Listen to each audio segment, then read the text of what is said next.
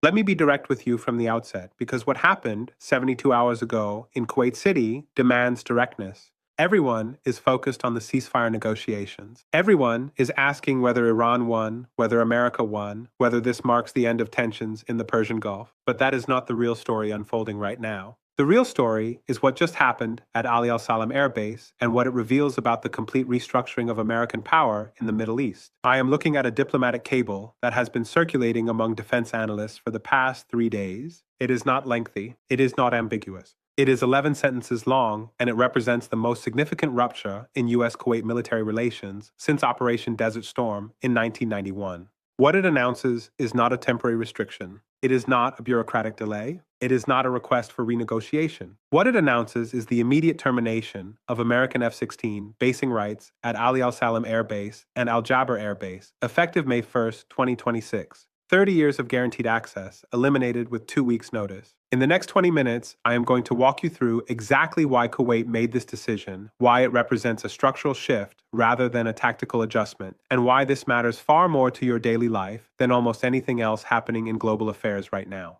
This is geopolitical analysis that connects the dots mainstream media will not touch. Subscribe now if you have not already, because what we are about to cover is being actively discussed in Pentagon briefings, and you are not getting this perspective from CNN, MSNBC, or Fox News. Let's start with geography, because geography determines everything in the Persian Gulf, and most Americans do not understand how Kuwait fits into the regional security architecture. Kuwait is a country of 17,818 square kilometers, roughly the size of New Jersey. It shares an 817-kilometer border with Iraq to the north and west, and a 254-kilometer border with Saudi Arabia to the south. Its entire eastern coastline faces the Persian Gulf, which means it sits at the intersection of three critical geopolitical fault lines: the Iran-Iraq relationship, the Saudi-Iran rivalry, and the maritime choke point through which roughly 21% of global petroleum passes every single day. The population is approximately 3 million people, but here is what matters: only 4 million are Kuwaiti citizens. The remaining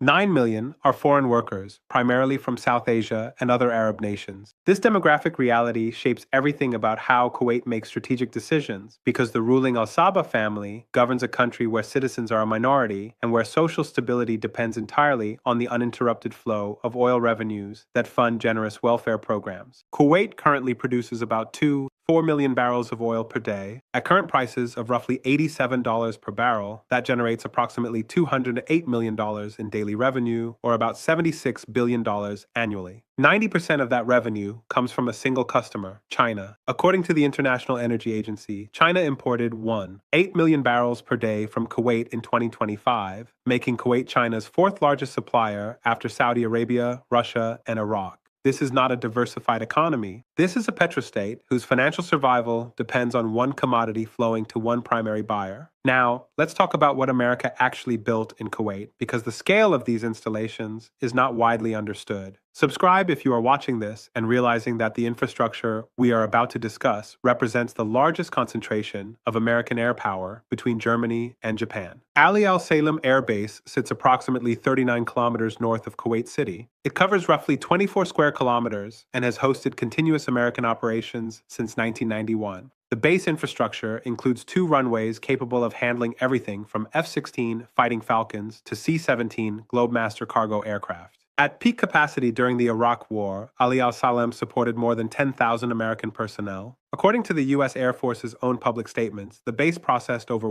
9 million passengers and 58,000 tons of cargo between 2003 and 2011 alone. It functions as the primary logistics hub for American air operations across the entire theater, from Syria to Afghanistan. Al Jaber Air Base, located approximately 90 kilometers south of Kuwait City, serves a different function. It is smaller, covering roughly 8 square kilometers, but it specializes in fighter operations. According to reporting by Defense News and confirmed by Pentagon briefings, Al Jaber has hosted rotating deployments of F-16s, A-10 Warthogs, and most recently, F-35 Lightning II aircraft. The base includes hardened aircraft shelters, advanced maintenance facilities, and munition storage capacity sufficient to support sustained combat operations without resupply for approximately 30 days. Combined, these two bases represent an investment of more than $7 billion in infrastructure, personnel facilities, and weapon systems. Captain Sarah Mitchell of the U.S. Air Force stated publicly in a 2024 congressional hearing that Kuwait-based air assets provide, and I'm quoting her directly here, the critical forward edge for rapid response across a theater spanning 6,000 kilometers from the Levant to the Hindu Kush. That forward edge just got eliminated, and Kuwait did not ask for negotiations. It did not request adjustments.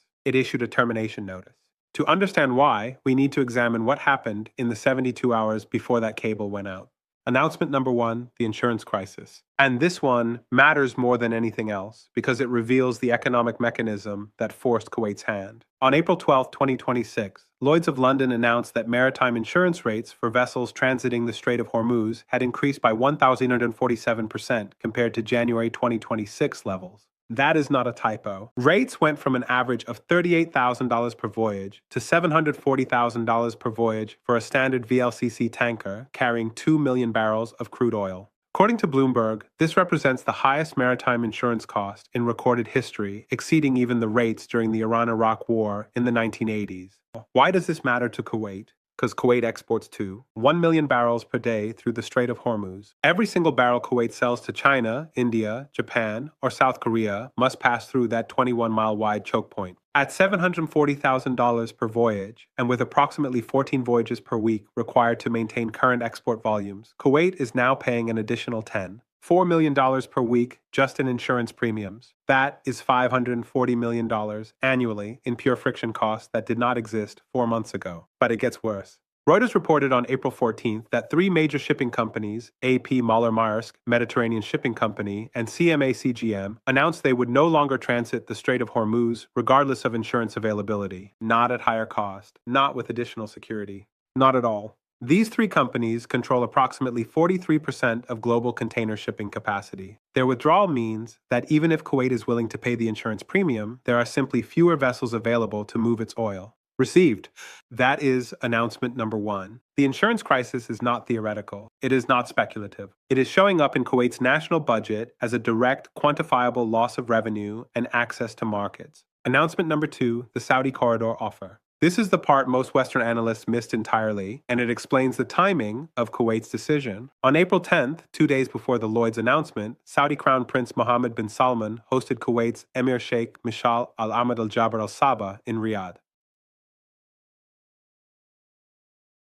The meeting was not publicized in advance. No photographers were present. The official readout described it as a routine bilateral consultation on regional security. That readout was a lie. According to reporting by Defense Security Asia, and confirmed by multiple Gulf-based diplomats who spoke on condition of anonymity, the actual substance of that meeting was an explicit offer from Saudi Arabia to Kuwait. Reroute your oil exports through the East-West pipeline, bypassing the Strait of Hormuz entirely, in exchange for reducing American military presence on Kuwaiti soil. Let me explain what this means. Saudi Arabia operates a pipeline system called the East-West Pipeline, also known as the Petroline. It runs 200 kilometers from the oil fields in the eastern province to the Red Sea port of Yanbu. Current capacity is approximately 5 million barrels per day, but only about 2 million barrels per day are currently utilized. That means there is spare capacity of roughly 3 million barrels per day, more than enough to handle Kuwait's entire export volume. If Kuwait reroutes its oil through this pipeline, its exports to China, India, and Europe would no longer transit the Strait of Hormuz.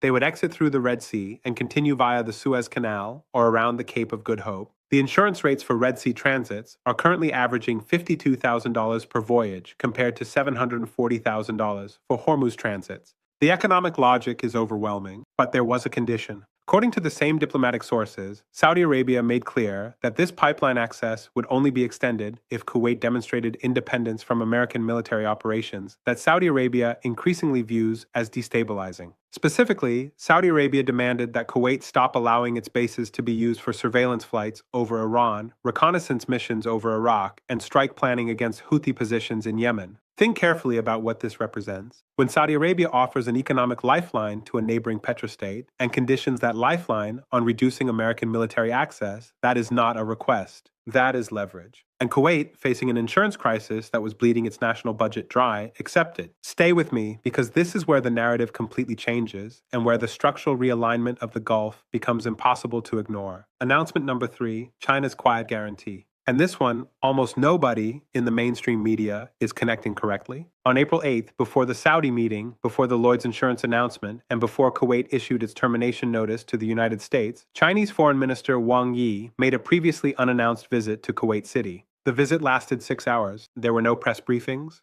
The only public acknowledgement came from a single-sentence statement on the Chinese Foreign Ministry website. Minister Wang held consultations with Kuwaiti leadership on matters of mutual interest. But Defense News reported, citing 2 Pentagon officials speaking anonymously, that during those 6 hours, China provided Kuwait with a written security guarantee. The specifics of that guarantee have not been made public, but the Pentagon officials described it as covering 3 areas: freedom of navigation for Kuwaiti oil exports, regardless of regional tensions, access to Chinese port infrastructure in Gwadar, Pakistan, as an alternative transshipment point if both Hormuz and the Saudi pipeline become unavailable, and a commitment to purchase Kuwait's entire oil output at a guaranteed floor price of $78 per barrel for the next 10 years. Let me emphasize that third point. China just guaranteed to buy all of Kuwait's oil at a minimum price for a decade. That is not a spot market transaction. That is not a flexible contract. That is a strategic commitment that eliminates Kuwait's single greatest economic vulnerability, price volatility. According to the Oxford Institute for Energy Studies, Kuwait's national budget breaks even at approximately $71 per barrel. At $78 per barrel guaranteed, Kuwait can fund its entire welfare state, pay its foreign workers, maintain social stability, and plan long-term infrastructure investments without worrying about market crashes. China just gave Kuwait what America never could: economic certainty, and in exchange, China asked for exactly one thing. According to the same Pentagon officials, China requested that Kuwait reduce its military alignment with the United States and adopt a posture of strict neutrality in any future Iran-US confrontation. Kuwait agreed within 48 hours. Received. That is announcement number 3. China did not invade Kuwait. China did not threaten Kuwait. China offered Kuwait a better deal than the United States could match, and Kuwait accepted. This is not coercion. This is commerce. And commerce is reshaping military alliances faster than any aircraft carrier group. Now, let's talk about what is really happening behind the headlines, because there are 2 stories playing out simultaneously, and the mainstream media is only covering one of them. The story they are covering is Kuwait asked for temporary adjustment to base operations.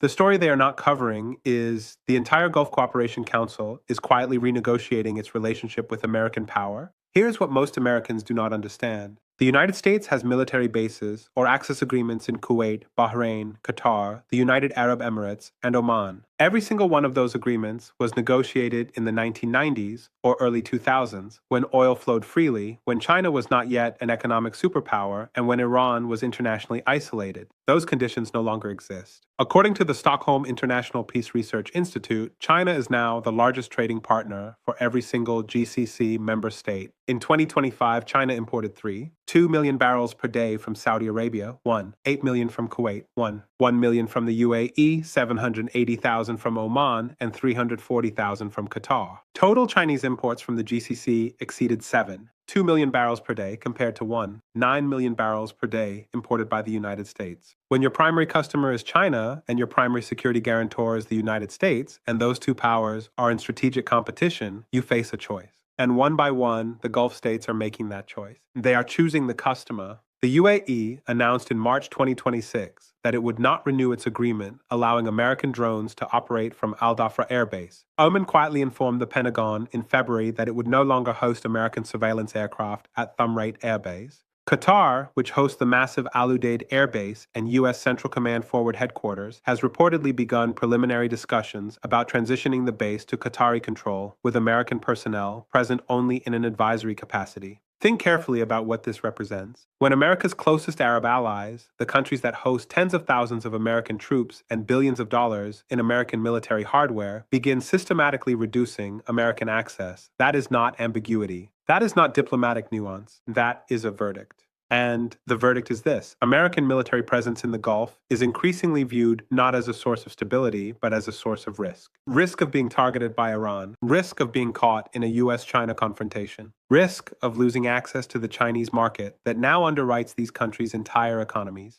President Trump responded to Kuwait's decision by calling Gulf leaders ungrateful and threatening to withdraw all American forces from the region. This has not notably changed their position. If anything, it has accelerated their timeline for diversification. If you own a vehicle, if you heat your home with natural gas, if you operate a business with any logistics component, what is happening in Kuwait is not a foreign policy story. It is a cost of living story. Because when the United States loses its forward bases in the Gulf, its ability to guarantee freedom of navigation decreases. When freedom of navigation decreases, insurance costs increase. When insurance costs increase, shipping costs increase. When shipping costs increase, fuel prices increase. And when fuel prices increase, the cost of literally everything increases because modern economies run on petroleum-based transportation. This pattern has repeated throughout history, and every time it repeats, the outcome is the same. Let me take you back to the Peloponnesian War, fought between Athens and Sparta from 431 to 404 BCE. For 27 years, the two great powers of the Greek world exhausted themselves in a grinding conflict. Athens controlled the seas. Sparta controlled the land. Neither could deliver a knockout blow. The war dragged on, consuming resources, destroying cities, killing hundreds of thousands. And who won? Neither Athens nor Sparta. The winner was Persia, which had stayed neutral, allowed the Greeks to bleed each other dry, and then stepped in at the end to dictate terms. Persia funded Sparta's final victory, but the price was Greek submission to Persian influence. Within a generation, both Athens and Sparta were secondary powers, and Persia dominated the eastern Mediterranean. The parallel is exact. The United States is Athens, projecting power through its navy and air bases. Iran is Sparta, controlling land and asymmetric capabilities. China is Persia, staying out of direct conflict, allowing both sides to exhaust themselves, and then stepping in with economic power to reshape the region in its image. Kuwait closing its bases to American F-16s is not a tactical setback. It is evidence that the Peloponnesian playbook is running again, and America is on the losing side of the pattern. So where does this leave us? Let me give you three clear paths because there is no honest middle ground here. Path 1, America accepts the new reality, negotiates a controlled drawdown of forces from the Gulf, and pivots to a strategy based on economic engagement rather than military presence. This would require acknowledging that the era of unchallenged American hegemony in the Middle East is over, and that China's economic weight now exceeds America's military leverage. The advantage of this path is that it avoids a catastrophic confrontation and allows for managed decline.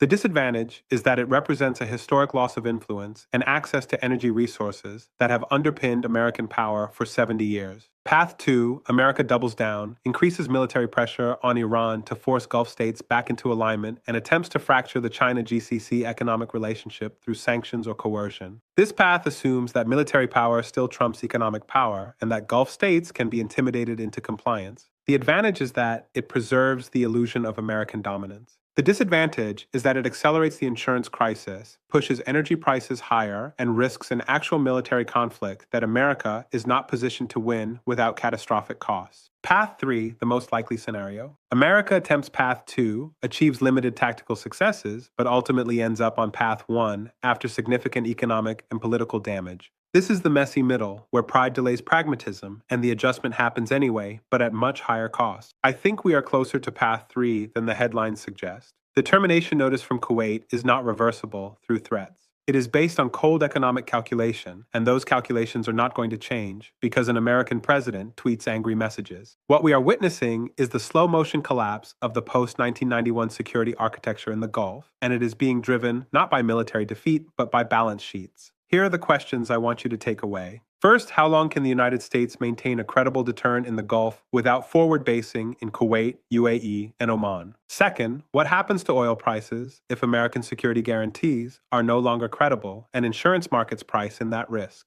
Third, how does China leverage its new position as the indispensable economic partner to every major oil producer in the region? Tell me in the comments what you think the administration does next. Tell me if you believe America can maintain its Gulf presence without the cooperation of Gulf states themselves. We will keep tracking every development in Kuwait, Bahrain, Qatar, and across the GCC. That is what this channel does every single day. Subscribe now. Share this analysis with everyone in your network who is trying to understand why gas prices keep climbing and why the geopolitical ground is shifting beneath our feet. Turn on notifications so you do not miss the next update, and we will see you in the next analysis. Let me be direct with you from the outset, because what happened 72 hours ago in Kuwait City demands directness.